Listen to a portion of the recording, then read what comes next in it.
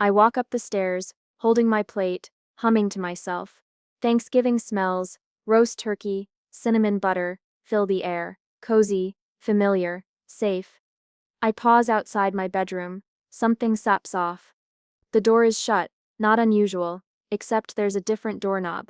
Shiny new. I push it open. And freeze. My room? My room is gone.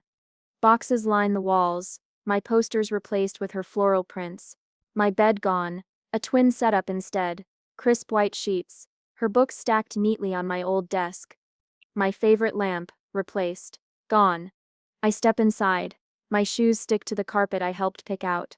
My fingers twitch. She's going to need space for college, Mom says from the doorway, smiling like she's announcing dessert. I stare at her. Wait. What? My voice trembles.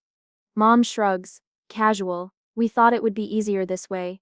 You Steph been in your apartment a lot anyway. I open my mouth. Nothing comes out. Shock pins me to the floor. Dad lingers behind her, hands in pockets, eyes glued to the floor, avoiding me. Of course. I live here. I manage. My voice cracks. This was my room. It's Steph's just a room, Mom says lightly. She needs it more right now. I feel my chest tighten, my heart, my childhood, all packed in boxes like it's disposable. This isn't set fair. I choke out. I grew up here. Mom tilts her head. Calm. We stare, just making space. Don't take it personally. I can't move.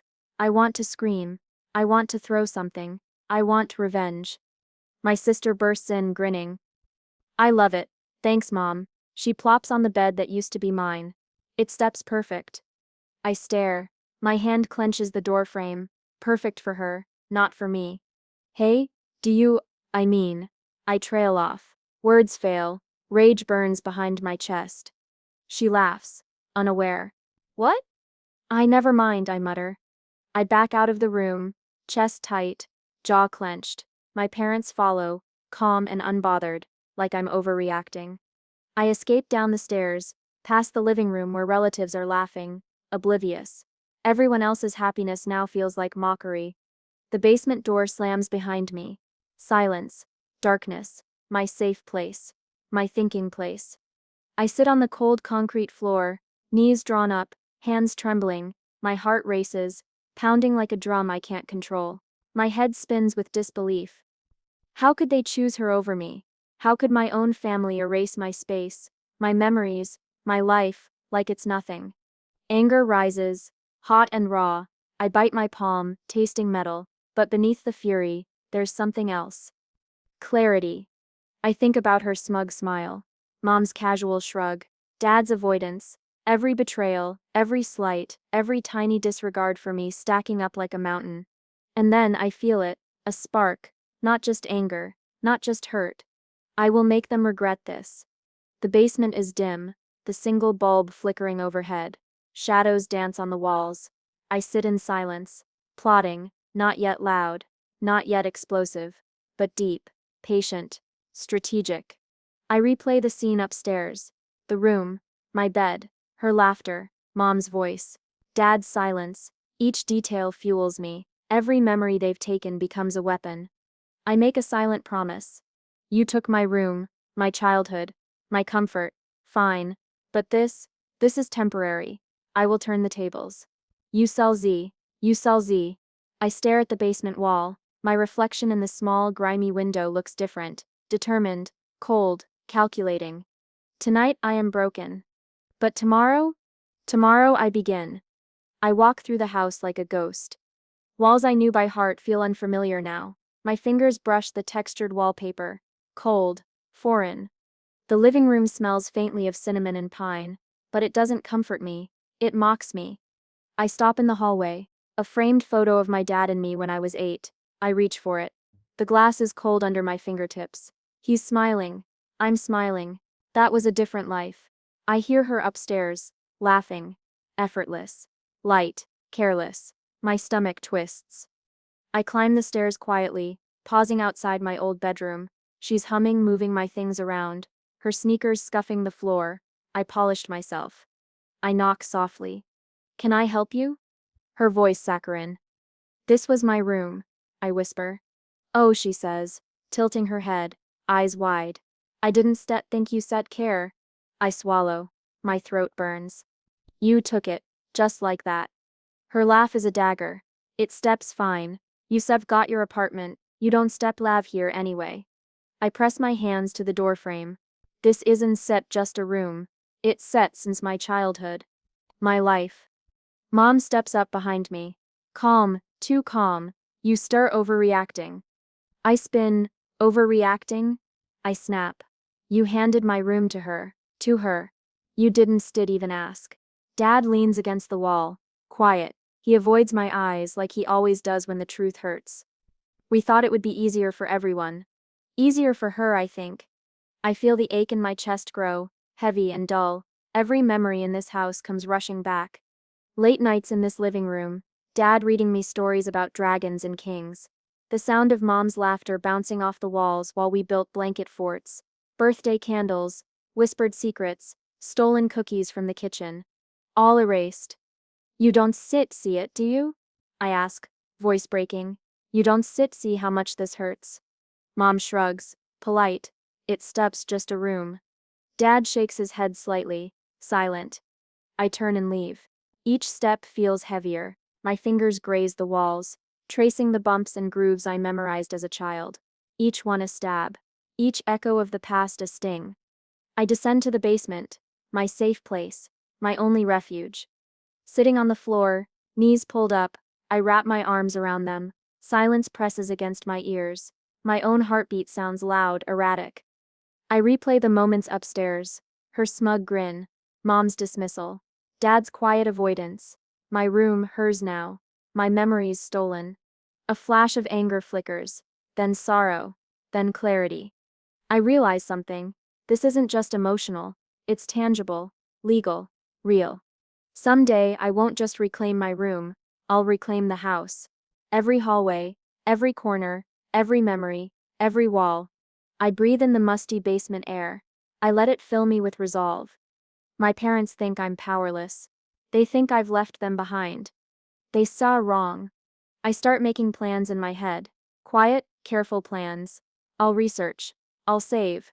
I'll strategize. Every small step counts. One day, this house, this home will be mine again. Not because they hand it back, but because I take it. Legally, undeniably, perfectly. I remember Dad tucking me in one night, whispering, "You can do anything if you try." I smiled bitterly. He didn't know I'd need those words for this. Her laughter echoes upstairs again. My stomach knots. I hate it. I hate her. But I can't act yet. Not now. I whisper to the empty basement, to the shadows. I shall get it back, every inch, and you shall all see. The basement light flickers. I watch my reflection in the small window, eyes dark, determined, alive with a new fire. Tonight, I am nothing but hurt and anger. Tomorrow I start moving. And I one stop. I meet Alex at our usual spot, a corner table at the coffee shop where nobody bothers to look too closely. I slump into the chair, elbows on the table, hands trembling slightly. I can believe they did this. Alex studies me, quiet. They gave your room to her? I nod, jaw tight. They didn't just give it, they erased me, my childhood, my memories, and they smiled while doing it. Alex leans back. Wow, he lets that hang. Then and you stare sitting here instead of I don't know, screaming at them. I grit my teeth. I don't want to lose it. Not like that, not in front of them. Alex leans forward, eyes sharp. Good, because losing it one get your room back, or anything else. I frown. What do you mean? He smirks, leaning on his elbow. You start thinking small room, bed, childhood. That step's just the surface. You need leverage, power, something they can ignore. I blink. Leverage. Yeah, think bigger. The words settle like a seed, something I can grab and grow. I sip my coffee, bitter. My mind races. I don't even know where to start. Alex shrugs. Start anywhere. Banks, realtors, investments, anything that puts you in control. Knowledge is power, money is power, and patience. Patience is your deadliest weapon. I nod slowly, feeling the spark ignite. Something I haven't felt since the betrayal hit me. Agency. Control. I could. I trail off. I could start looking into the house, like legally, figure out options. Mortgages. Ownership. All that stuff they think I dunst care about. Alex grins. Now you stir talking. The fire in my chest grows. Every ounce of hurt, anger, humiliation, channeling it into something tangible feels almost electric. I don't want revenge that screams, I whisper. I want something slow, calculated, perfect. Alex leans back, approving. Silent, subtle, they one sit see it coming. That sits the beauty of it. I take out my phone. I'll start with research. Look at banks, interest rates, property laws. My fingers hover over the keyboard, trembling. Excitement mixes with rage. Every email, every call, every small step feels like defiance. Alex watches me, eyes calm but knowing, careful, but yes, every small victory counts. I bite my lip, thinking of my sister, her smug grin, her effortless charm, my parents' blind favoritism. She seems too confident, I murmur. She doesn't see her cracks. She thinks she owns this house. She thinks she owns them. Alex nods. Perfect. That arrogance will be her undoing. I close my eyes, picturing the house, every hallway, every corner, every memory tainted by her presence. But soon I think, not for long, soon it will all belong to me. The plan forms slowly, painfully. I'll reclaim more than a room, a house. Every inch, every legal, financial, emotional foothold I can gather. Alex grins. You start smiling now. That's a good sign. I shake my head, bitterly. It's sips not happiness. Not yet. It's sips, anticipation. The taste of it, knowing I can. Knowing they can stop me if I play it right. Exactly. Alex leans in, lowering his voice, and they still never see it coming. I imagine the emails, the phone calls, the tiny legal maneuvers, watching them sit there smug and unaware, while the walls I grew up in slowly slip from their hands into mine. I laugh quietly, low, dark. This feels right. Alex raises an eyebrow. Right? Not revenge, exactly. Revenge, I whisper, but quiet, perfect, slow, surgical. I want them to feel the loss without me saying a word. Alex nods, satisfied. Good. Patience, calm, control. That's how you win. Not with screaming, not with tears, with strategy. I stare out the window at the street, imagining each step, each piece of the puzzle. My parents think they've won. My sister thinks she's untouchable. They are wrong. Every detail counts. Every document, every phone call, every small piece of knowledge I gather is another piece of armor, another lever to pull. I make a promise to myself. I once said just take a room back. I shall take everything, slowly, perfectly, legally, and they shall have no one to blame but themselves. Alex smirks. That seps the spirit. You stir not just a victim anymore, you stir a player. I nod. The weight in my chest eases slightly. The spark in my chest grows. This isn't just about a room anymore. It's about power, control, justice. And I'm ready to fight for it. The coffee grows cold. I don't yet care. Tonight I plan. Tomorrow I act. I step into the party, forcing a smile like a mask. The smell of roast turkey and mashed potatoes hits me first. Then laughter. Warm, light, effortless. Not mine, not anymore. There she is, my sister, glowing, perfect, draped in elegance, her hair falling just so. She laughs at a joke someone made, the sound echoing through the room. Everyone leans toward her. They hang on her every word. I stand back, silent, invisible, watching. She's charming, isn't she? Mom whispers beside me. I don't answer. I can't. My throat tightens. Every laugh she releases feels like a sting. I notice the way she tilts her head when talking to Aunt Marcy, how she pauses just long enough to make her words sound thoughtful but not too long, calculated. She's clever, I murmur under my breath, almost to myself. Dad pats my shoulder. Don't be jealous. Just learn from her. I pull away. Learning? From her? My stomach twists. I wander the house quietly, tracing my fingers over the walls I know too well. The living room, the staircase, the hallway, each corner, each curve, every picture frame, my childhood staring back at me, stolen, yet still mine to observe. I catch her glancing at me from across the room, a small smirk playing at the corner of her lips, like she knows something. Like she enjoys this. I sip my drink, steadying my hands. My eyes scan the room, watching every interaction. Every whisper, every smile, every tiny flicker of insecurity she tries to hide. She wants to be adored, I mutter under my breath. Needs to be adored. And she sets good at it, too good. I notice her manipulation, subtle nudges to conversation, strategic touches, casual jokes that land perfectly. She's a performer, but all performances have cracks, all masks slip. I focus on my parents. They beam at her like she's flawless, blind, indulgent. Their love, conditional, fragile, easily weaponized. I glance around at the extended family. Faces smile politely, nod along, unaware, but I notice little things. The way Cousin Jake frowns at her tone when she asks for favors. The way Aunt Marcy hesitates before agreeing to her plans. These tiny cracks, tiny vulnerabilities, proof that perfection is an act. I take mental notes, then pull out my phone, pretending to text, but really I'm documenting. Every careless word my dad drops about finances. Every old letter my mom left lying around. Small deeds, clues, leverage. They think I don't set see, I whisper to myself. They think I don't set notice. I watch her sip her wine, perfect posture, flawless smile. Then just for a moment she flinches at a remark from Uncle Ben. Small, almost imperceptible. That's it, that's all I need. I start making lists in my head. Observations, vulnerabilities, hints, whispers, every tiny advantage counts.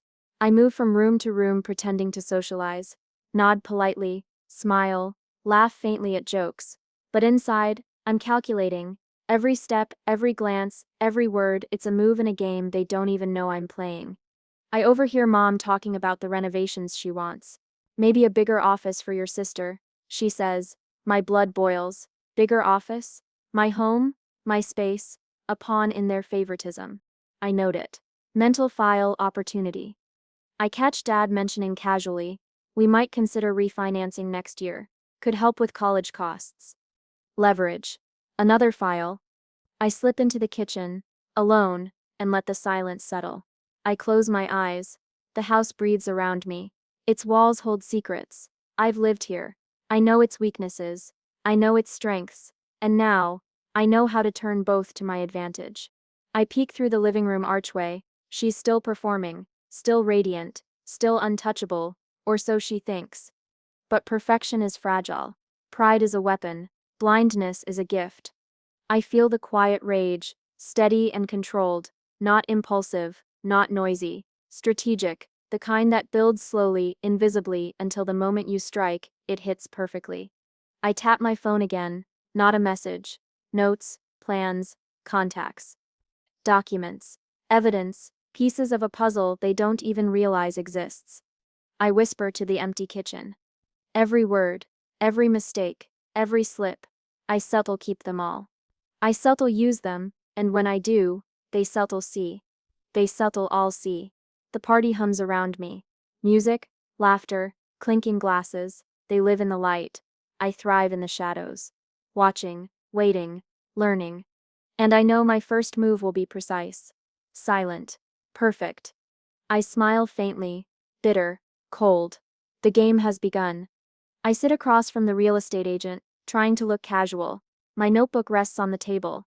Open, pages filled with numbers, names, possibilities. So, you're interested in your parents' house? The agent asks, arching an eyebrow. I shrug lightly, curious, just exploring options. He chuckles. You don't sound like a kid looking for curiosity.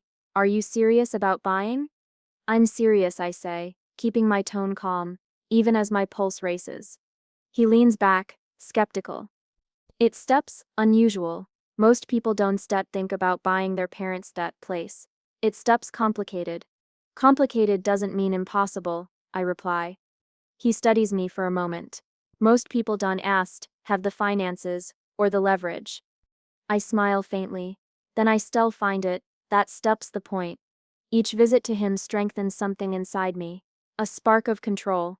The idea that I can turn this, quietly, methodically, that I can take back something that's mine. I leave the office and walk down the street, hands in my pockets, feeling lighter. Lighter because for the first time, I feel the power shift, not just emotionally, but strategically. I start saving, investing, watching numbers, interest rates, market trends, every small step, every deposit, every call to a bank, feels like a tiny act of defiance. Each is a brick in the wall I'm building.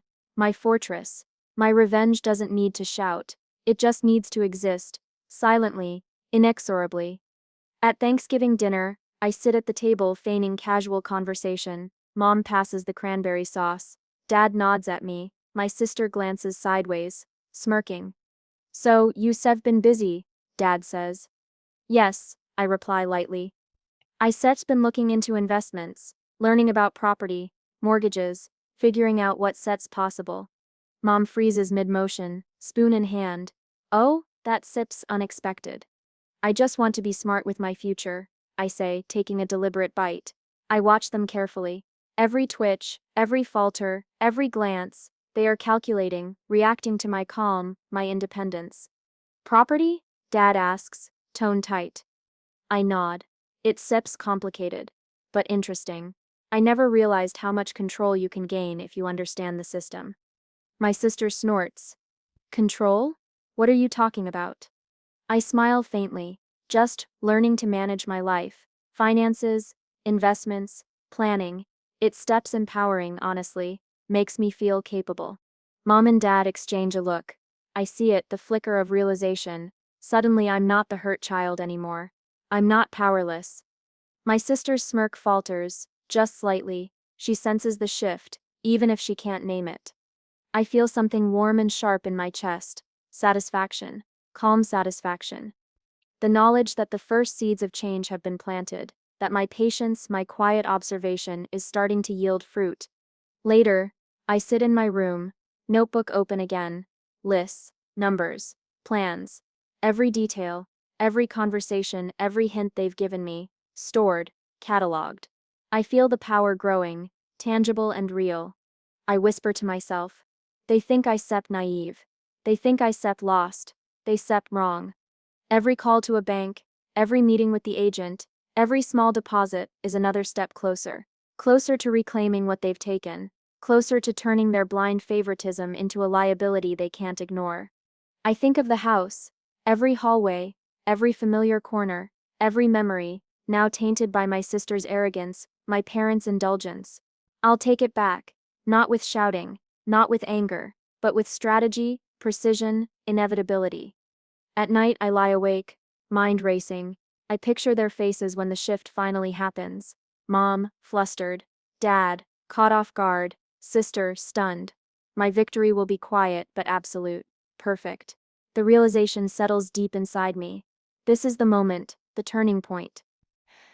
I've moved from reaction to action, from hurt child to calculated player, from powerless to empowered. And I feel it in my bones. This is only the beginning. Tomorrow, the plan continues. I'll keep moving forward, step by step. Every phone call, every email, every strategy meeting, each one a tiny strike, imperceptible but inevitable. I smile in the dark, whispering to the empty room. You settle see, you settle all see. I settle not who I was. And this is just the start. The first envelope arrives in the mail. My hands tremble as I tear it open. Inspection scheduled for next week. I read aloud, quietly to myself. My pulse races, not with fear, but with anticipation.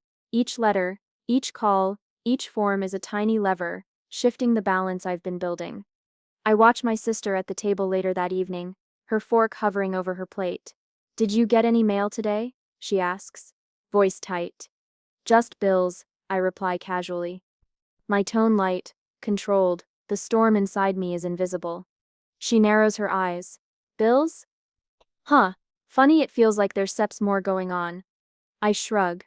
"Nothing you need to worry about." Her nostrils flare. "I don't set like being kept in the dark. You set her hiding something." Mom chimes in too quickly. "Oh, don't set be paranoid. It seps just routine stuff." I smile faintly, inwardly savoring the cracks. Routine stuff. The word tastes sweet, because it's not routine for them anymore. At family dinners, I notice the tension growing. Dad shifts in his chair, glances at me more often than usual. Mom fidgets, subtly, adjusting her hair, her posture trying to appear calm. My sister shoots me sidelong looks, suspicion flickering in her gaze. You saw it. Quiet tonight, she says, voice sharp. Planning something? I sip my drink, slow, deliberate. Observing, I say, learning. Planning is set that what adults do. Her face tightens. Adults? You stir still you. I laugh quietly. Not loud, just enough to hint. Maybe. But even small steps can have big consequences. The next week brings inspections, documents, phone calls, each one is a ripple in their carefully curated facade. I watch, calm, quiet, as their confidence wavers. Why is there an inspector here? My sister asks, exasperated. Did you? Stop, Dad cuts her off sharply, voice tight. That's nothing, just paperwork. Mom nods, eyes flicking toward me, but she can't meet my gaze, not fully. I let them squirm. Let the unease settle. Every letter I send, every phone call I make, every document I file, tiny blows, imperceptible but accumulating. At Thanksgiving, the tension is electric. Cousins whisper, aunts and uncles glance at each other. My parents' favoritism, their indulgence, no longer hides behind smiles.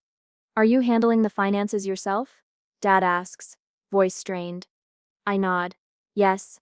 I've been managing my accounts, learning the legal side, understanding how property works. Monsep's hand freezes mid-reach for the gravy boat. Her eyes dart to Dad. You knew. I know enough. I say. Calm, cold. The words land like stones in the water. Ripples. My sister finally bursts. This isn't sept fair. You can set. Can stet what? I cut in smoothly. Plan my future. Take control of my life. Or are you still pretending this house belongs to you because Mom and Dad told you it does? The room goes quiet. Forks hover mid-air. My parents glance at each other, unease creeping into their expressions. You're overreacting, Mom says finally. Voice tight, brittle. No, I reply softly, letting it sink in. I stemp acting, carefully, strategically, legally. Every small step I step taken. You step ignored, but ignoring it doesn't stop it. I watch her face crumble slightly. My sister's eyes widen. Shock, confusion, panic. Dad clears his throat, stiffly. We didn't realize. I shake my head. You didn't notice because you only saw what you wanted to see. You favored her. You indulged her. You dismissed me. And now all that blind favoritism. It's exposed. The whispers start among the extended family. Low, quiet, incredulous. I catch snippets. They never favored her this much. I can believe they overlooked them. I sip my water, calm, silent, savoring the subtle thrill. Every document, every phone call, every legal step has shifted the family dynamic, and it's not over. My sister glares at me, powerless. Mom and Dad sit rigid, realizing the ground under them is not solid anymore. Later, alone in my room, I trace my fingers along the wall, the room I once called mine now hers, but soon fully mine. I whisper to myself, quiet and steady, revenge isn't a moment. It's a process, patience, precision, every step matters, every slip they make, every blind choice they made, feeds it. The thrill is quiet, subtle, but absolute. I've moved from reaction to action, from anger to calculation. Every step is deliberate, every observation catalogued, every weakness documented. I think of the house, its rooms, its walls, its history. Soon it will reflect my effort, my strategy, my power. The family dynamic has begun to crumble, and I'm standing in the shadows, watching it fall perfectly into place. And I feel it. Control. Quiet, simmering, inevitable. The first ripples of my revenge have become waves, and I am ready to ride them all the way. The papers sit on the desk in front of me, crisp and final. My signature echoes in my head like a drumbeat. Decisive, irreversible. I lean back, letting the weight sink in. It's mine, I murmur, voice low, steady. Finally mine. The hallways stretch before me, familiar yet strange. Every corner, every creak, every mark on the walls whispers memory, pain, laughter, betrayal, all of it. And now every step I take commands them. I hear footsteps behind me, hesitant, uncertain. Mom, Dad, their eyes wide. You did it? Dad asks, voice tight. I nod slowly. I did. All legal. All final. Mom Sip's hand trembles as she reaches for the doorknob, then pulls back. We never thought. You never thought I stood do it. I finish for her. Calm. You thought I stood stay powerless. You thought I stood so that I didn't stood. And now? I let my gaze sweep the hallway. It's done. My sister bursts into the room, face flushed, anger spilling over. This isn't sat fair. That house, it sets ours. Mom, Dad, tell them, tell her. I hold up a hand. No. Her words stumble in midair. She realizes the truth. The entitlement she carried like armor is meaningless. All the whispers of favoritism, the indulgence, the blind eye, they didn't save her, they didn't protect her. I can't believe this, she mutters, voice cracking. I can, I say softly. I planned. I waited. I observed. Every small step, every calculation led to this. You underestimated me. Her eyes flare, searching mine. But, how? How did you? Patience, I answer, letting it hang in the air. Strategy, knowing the rules and using them. You thought you owned this house because they told you it belonged to you. You were wrong.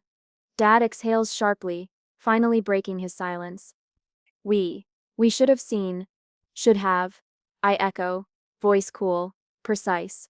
You didn't see me. You didn't set care. You chose her over me, and now, I let a faint smile touch my lips. Now you see the consequences.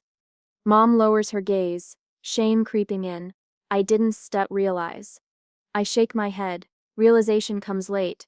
That's what happens when you overlook someone. That's what happens when favoritism blinds you.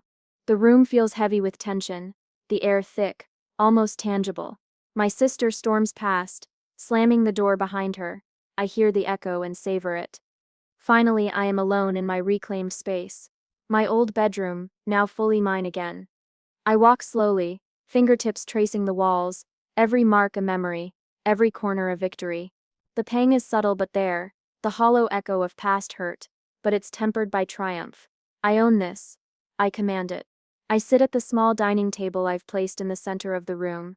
Simple, quiet, symbolic. I pour myself a glass of wine, savoring the taste. Reflection tastes bittersweet. I whisper to myself, voice barely audible, every step, every plan, every calculation, all of it. The phone rings. I glance. My parents. I let it go to voicemail. They can't summon apologies that matter. Not now, not after their oversight. Later I return to the hallway, walking room to room. Smile faintly at the photos of my childhood, faces frozen in time. I no longer feel like the overlooked child. I am the one in control now. I hear a knock at the door, hesitant, nervous. Mom Sep's voice. We wanted to say, sorry, for everything. I pause, considering, my power hums around me. The house listens, silent witness. Eyes purred the words, I say softly, but they don't sit erase what happened. They don't sit change the past. They only remind me how much I sep learned, how much I sep were grown. Dad joins in, voice low. We underestimated you. Underestimated, I repeat, letting it sink. That sep's what cost you. Not anger, not yelling. Observation, patience, strategy. And now, I let the word hang. Now the balance has shifted. The call ends. Silence, peaceful, almost reverent. I sit back, letting the quiet fill the room. The walls no longer hold my pain. They bear witness to my triumph. I pour another glass of wine, toast myself silently, to patience, to strategy, to justice. No validation needed, no approval required. I've achieved justice on my terms, quietly, perfectly. I walk to the window, looking out at the street. The house I grew up in now mine, not just legally, but symbolically. The victory is complete, and yet the taste is subtle, like dark chocolate, bitter, sharp, and satisfying. I whisper, almost to myself. I am not the child you overlooked. I am the one who took back what was mine. And no one, not mom, not dad, not her, can take it from me. I sit back at my table, alone. The room is calm, the air heavy with quiet triumph. My revenge, silent and perfect, is complete. The knock on my door is hesitant, gentle, almost afraid. I don't answer immediately. I let it linger. I hear mom's voice, soft, careful. We need to talk. I finally rise, opening the door just enough to see them. Mom and dad, faces drawn, hesitant, guilt etched in the lines of their eyes. I know we made mistakes, Mom begins, fumbling with her hands. We didn't set see, we didn't set realize. You didn't set care, I interrupt gently, voice calm, controlled. You chose her every time. You overlooked me, ignored me, dismissed me. Dad shifts uncomfortably. We thought she needed. Needed? I echo, the word sharp, deliberate. She didn't set need the house. She didn't set need their favoritism. You did it because it was easier, safer, more comfortable. And now, I pause, letting my gaze sweep the room. Now you sat facing the consequences. Mom exhales shakily. We cuz, sorry, truly. We didn't set realize the pain. I nod slowly, listening, polite, present, but their words hit the walls and fall flat. They've lost the power they thought they had. The dynamic has shifted irreversibly. My sister appears in the doorway, smirking, trying to reclaim some authority. Come on, you can stretch. This house is ours too. Don't forget that. I let the smile touch my lips, a faint, quiet acknowledgement of her delusion. Is it? I ask softly. Or is it just what you were told? What you assumed? Entitlement doesn't override strategy. Her face tightens. She stammers, grasping for words. I shake my head. No, there's nothing to say, not when the truth is obvious. She glares, frustrated, powerless. Mom and dad flinch slightly, realizing she is no longer the favored one. Their perfect child illusion has cracked. I step aside, gesturing to the room. This house, these walls, they seen everything. Pain, laughter, betrayal. But now they witness control, careful, calculated, inevitable control. Dad swallows. We underestimated you. We didn't see how capable. I cut him off gently. You didn't see because you refused, because you wanted her to succeed where I was overlooked. You were blind, and now, you feel the weight. Mom lowers her gaze. Silence falls like heavy curtains. I let it sit, let the moment linger. Their regret, real and tangible, is a quiet reward I don't need to amplify. No public humiliation necessary. The karmic justice exists simply in their awareness of my triumph. I walk slowly to the center of the room, turning in a circle, every corner, every hallway. Now mine, not just by law, but by strategy, patience, and perseverance. I feel the bitter satisfaction settle deep in my chest. I whisper to myself, quiet, almost reverently, every sleepless night, every scar, every calculated step, all of it. My sister mutters, almost under her breath, You think this makes you better. I shake my head. Better? I repeat, letting the word linger. I sup not trying to be better. I sup being real, honest, strategic. The difference between us isn't set entitlement. It seps action. Mom exhales, voice soft, trembling. We just wanted what we thought was best for everyone. I let the words hang. Best? Best is instead pretending. Best is instead overlooking someone. Best is instead favoritism disguised as love. Best is an awareness, understanding. And you failed at it. Their shoulders slump. The weight of realization is evident. They are forced to face the truth, stripped of excuses, stripped of influence. My sister's arrogance, once untouchable, now feels fragile, futile. I walk to the window looking out over the street. The house I grew up in now entirely mine. Symbolic. Legal. Perfect. The journey here, the heartbreak, the confusion, the sleepless nights, the quiet planning is a testament to patience and resolve. I return to the table, sitting down quietly. Pour myself a glass of wine. Toast silently. To every tiny step that brought me here. To strategy, to control, to justice. Mom and Dad linger at the doorway, hesitant. Their apologies, their regrets, hang in the air. I don't need to receive them. I don't need their validation.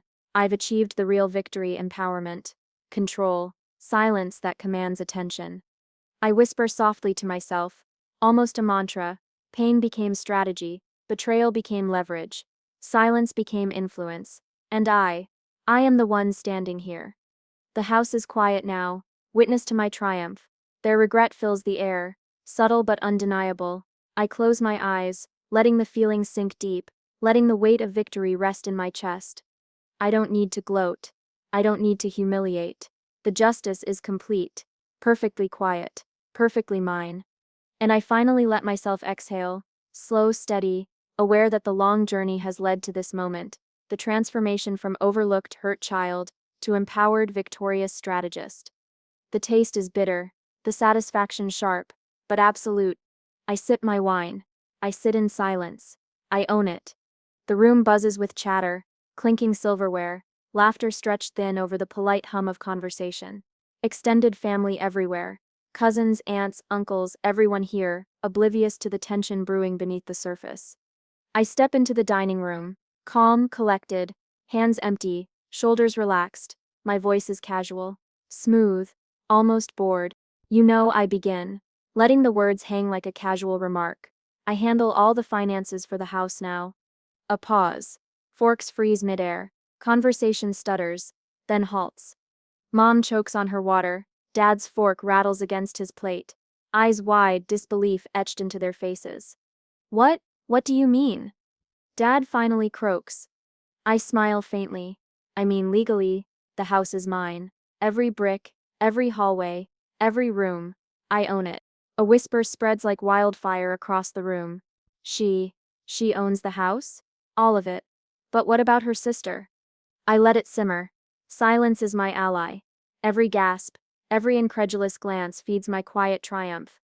My sister slams her hand on the table, face red. No, that can set be. Mom, Dad, tell her. Tell me what? I ask, voice even, measured. That you were favored blindly, that your arrogance was tolerated while I was overlooked. That step's already obvious to everyone here. Her lips tremble. I don't instead understand. You understand perfectly. I say softly. You just don't set want to. But entitlement only carries so far. Action matters more. Strategy matters more. Patience matters more. Mom swallows, stiff. We didn't set think you. You didn't set think I stead act.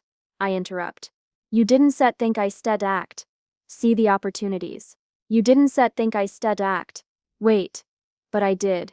And now I let the words drop. Weighty. Final. Now the balance has shifted. Extended family murmurs fill the room. Aunt Janet leans in, whispering to Uncle Paul. They always favored her, didn't set they? Yes, I reply quietly, letting my gaze sweep the table. They always did, and now it steps public. Dad's shoulders slump. Mom's hand reaches across the table as if for reassurance. They see it. Finally, the favoritism, the oversight, the blind indulgence. It's no longer hidden, and the ripple of shame is exquisite. My sister shakes her head, words faltering. I can still believe this. How did you? I let a small smile touch my lips. Planning, observation, patience. Every document filed, every call made, every tiny step you didn't set led here, and now, I pause, letting the weight of my calm dominance settle. Now you realize nothing you did or assumed protected you.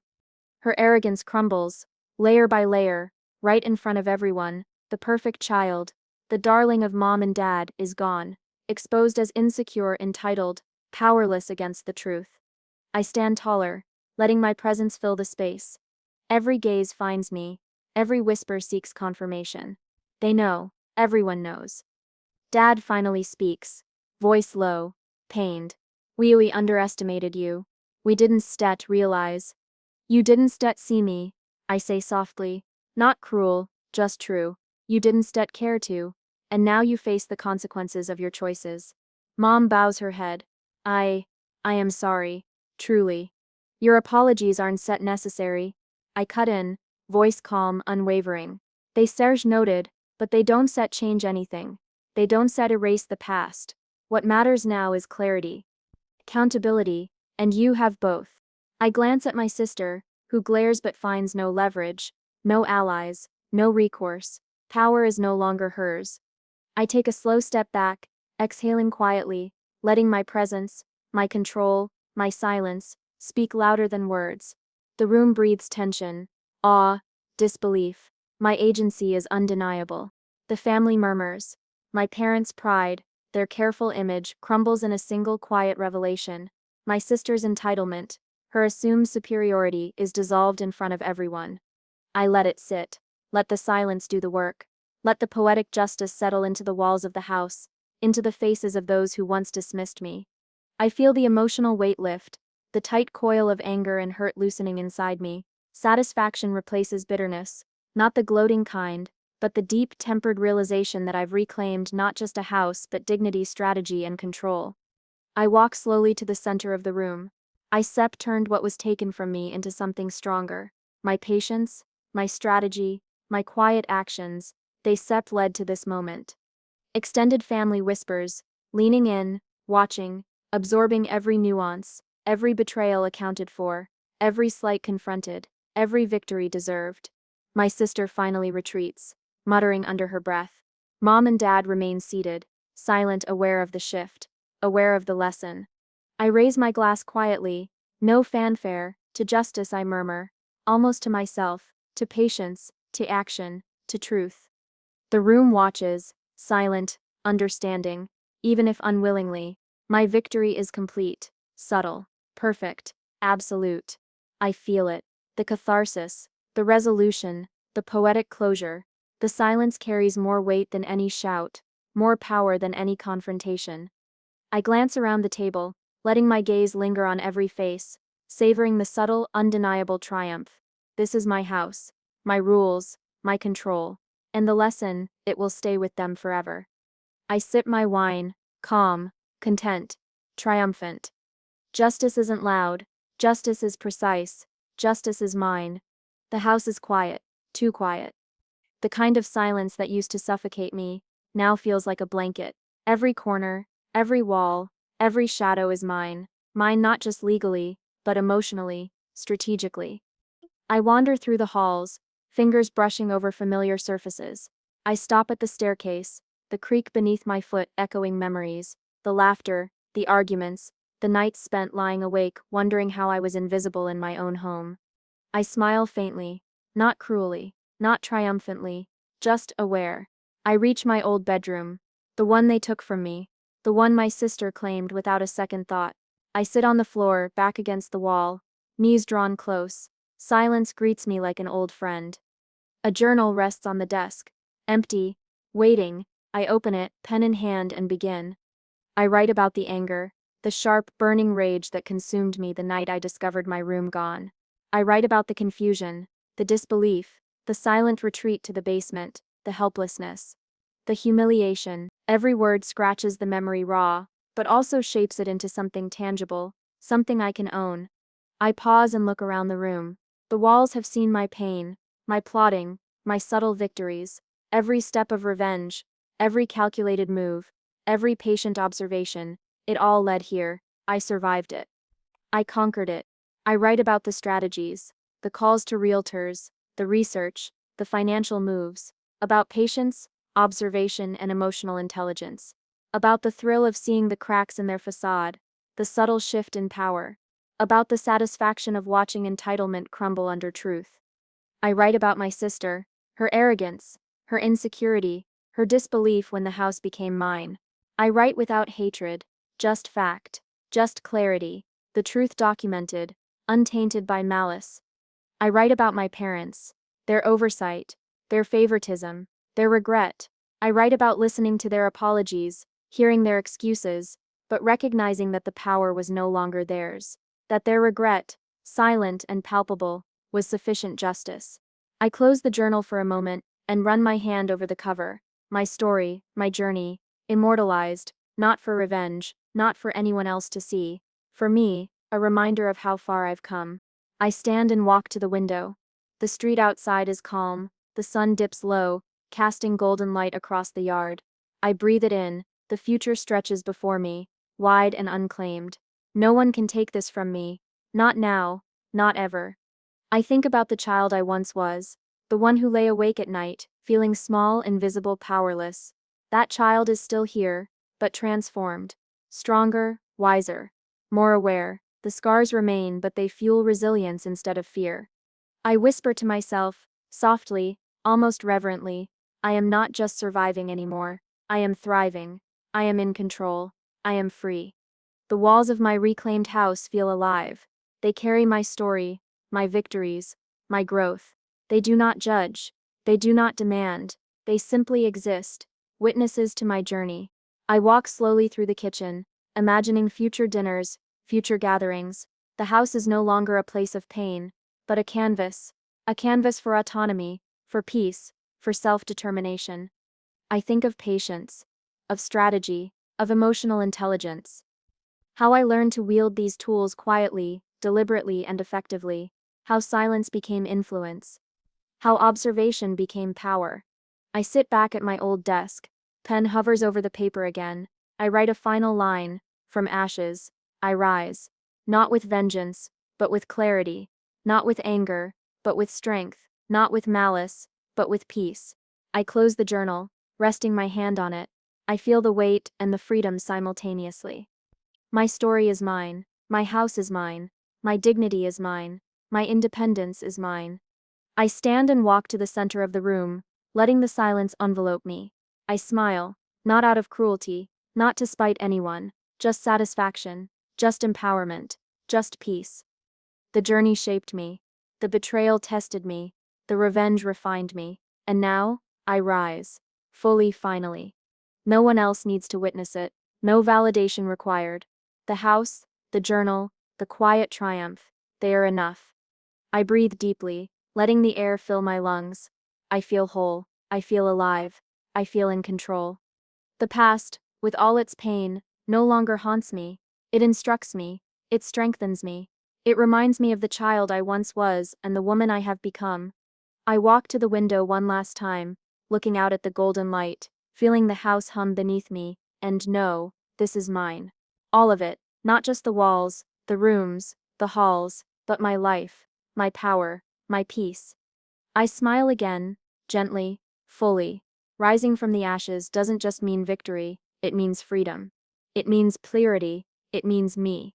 Finally, entirely, completely, untouchable. The house is silent, so am I, and for the first time in years, the silence feels like home.